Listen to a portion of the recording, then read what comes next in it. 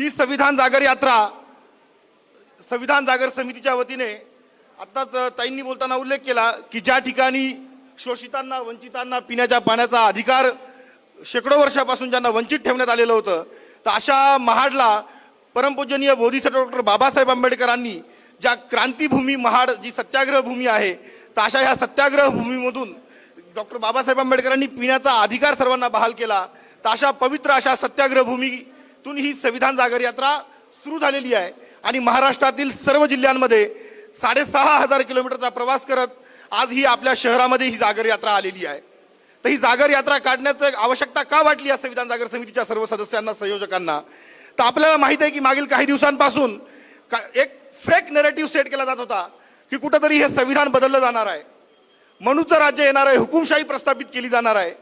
म्हणून ही संविधान जागर समिती महाराष्ट्रातल्या प्रत्येक गावागावांमध्ये प्रत्येक जिल्ह्यामध्ये जाऊन संविधानाचा जागर करत आहे की हे डॉक्टर बाबासाहेब आंबेडकरांनी लिहिलेलं संविधान आहे, हे संविधान सक्षम आहे, समर्थ आहे, चिरंतन आहे, कोणाचाही बाप हे संविधान बदलू शकत नाही. हा ठाम विचार घेऊन महाराष्ट्रातल्या गावागावामध्ये ही संविधान जागर यात्रा प्रवास करत आहे. आपण बघतो की संविधानाबद्दल आपण चर्चा करत असताना नेहमी आपण एक चर्चा ऐकलेली आहे की संविधानामधली जे मूलभूत तत्व आहेत की स्वातंत्र्य, समता, न्याय, बंधुता, तर ही तत्व आपण ऐकतो की फ्रेंच राज्यक्रांतीतून घेतलेली आहेत असं आपण नेहमी ऐकतो. मला या ठिकाणी आवर्जून सांगायचं आहे की जी स्वातंत्र्य, समता, बंधुता, न्याय ही जी तत्व संविधानामध्ये आलेली आहेत, तर ही परमपूजनीय बोधिसत्व डॉक्टर बाबासाहेब आंबेडकरांनी महाकारुणिक तथागत भगवान गौतम बुद्धांच्या तत्वज्ञानातून घेतलेली आहेत. भगवान बुद्ध काय सांगतात?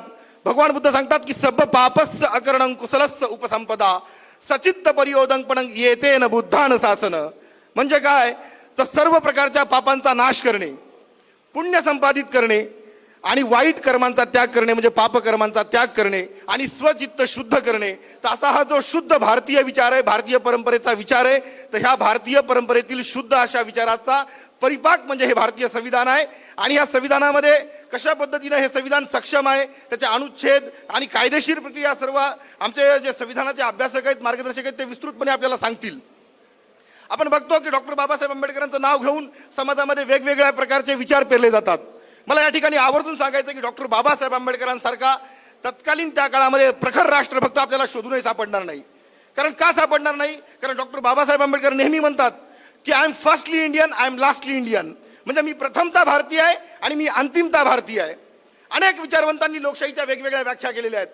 जेव्हा डॉक्टर बाबासाहेब आंबेडकरांना कोणीतरी विचारलं की लोकशाहीची व्याख्या तुमच्या दृष्टिकोनातून काय आहे, तर डॉक्टर बाबासाहेब आंबेडकर सांगतात की रक्ताचा एक थेंबही न सांडता, रक्ताचा एक थेंबही न सांडता झालेला बदल म्हणजे लोकशाही होय.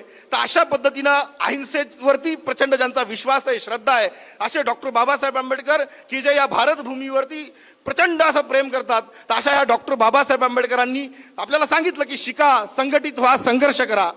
पण आपण बघतोय की समाज शिकलाय, सुशिक्षित झालाय, संघर्षही करतोय, पण कुठेतरी संघटित होण्यापासून दूर जातोय, संघटित होण्यापासून कुठेतरी अजून दूर आहे. म्हणून संघटित होण्याची आवश्यकता आहे असं मला वाटतं.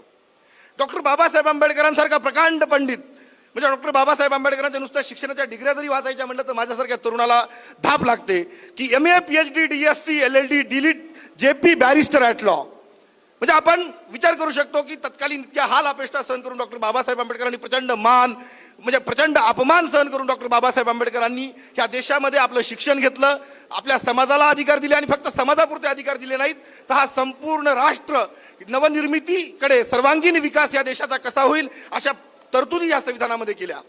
आणि डॉक्टर बाबासाहेब आंबेडकर जेव्हा आपल्याला माहिती आहे की 1954ला पोटनिवडणुकीमध्ये जेव्हा लोकसभेला ह्या आपल्याच भंडारा शहरामध्ये या ठिकाणी जेव्हा निवडणुकीला उभं राहिले होते, तर त्या ठिकाणी पंडित जवाहरलाल नेहरूंनी आणि काँग्रेसने अपमानास्पद असा डॉक्टर बाबासाहेब आंबेडकरांचा जो पराभव या ठिकाणी केला, तर मला या ठिकाणी खेद व्यक्त करावासा वाटतो की ज्या महामानवाने या राष्ट्राची निर्मिती केली, या संपूर्ण ज्या महामानवाचा पूर्ण जगामध्ये गवगाव वाजवतो की आपण म्हणतो की काय जगभर गाजतंय भीमाचं नाव, आपण गाणं म्हणतो, गाणं नाचतो, त्या गाण्यावरती DJ लावून डान्स करतो, पण डॉक्टर बाबासाहेब आंबेडकरांचा अपमानास्पद पराभव देखील आपल्याच समाजातल्या आणि ह्याच आपल्या शहरातल्या नगरीतल्या लोकांनी केलेला आहे. ह्याचंही मला खेदपूर्ण म्हणजे अत्यंत खेदपूर्ण मला या ठिकाणी हे म्हणावंसं वाटतं.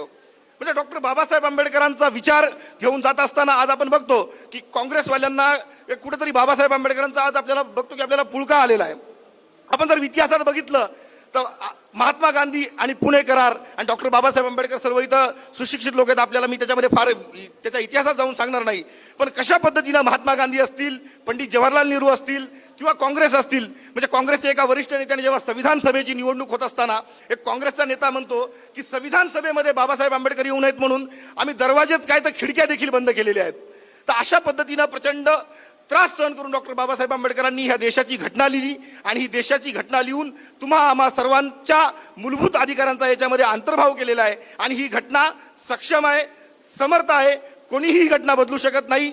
आणि मी शेवटी जाता जाता फक्त एवढंच सांगतो की अभ्यासू, मायाळू, शोषितांचा दाता बाबासाहेब घड्या एका युगाची गाथा आणि ही युगाची गाथा अशी क्षणात किंवा तासाभरामध्ये किंवा कुठल्या तरी एका सभेमध्ये मांडणं शक्य नाहीये. म्हणून मी माझी लांबलेली प्रस्तावना या ठिकाणी थांबवतो. जय भीम, जय संविधान.